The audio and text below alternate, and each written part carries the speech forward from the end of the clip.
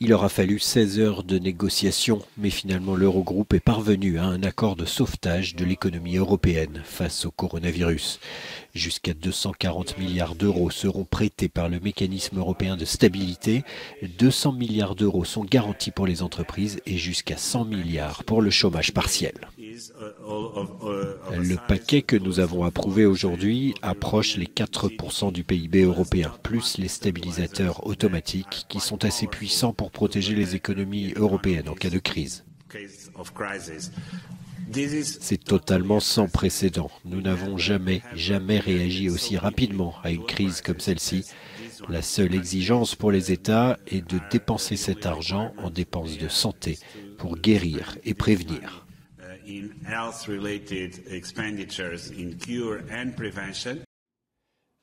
Ainsi, la France, l'Espagne et l'Italie, grands défenseurs de la solidarité, atteignent leur objectif d'obtenir de l'aide sans autre condition ni austérité.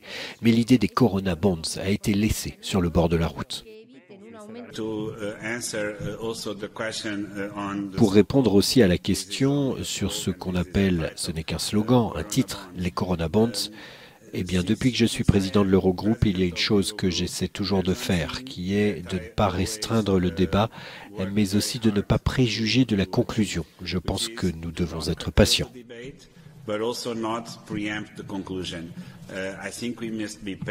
Au final, l'Allemagne a assoupli sa position et les Pays-Bas, critiqués par tous pour leur inflexibilité, ont dû faire des compromis. L'économie européenne se dirige pour les mois à venir vers une profonde récession, le FMI n'hésitant pas à comparer les conséquences de la crise à celles de la Grande Dépression de 1929.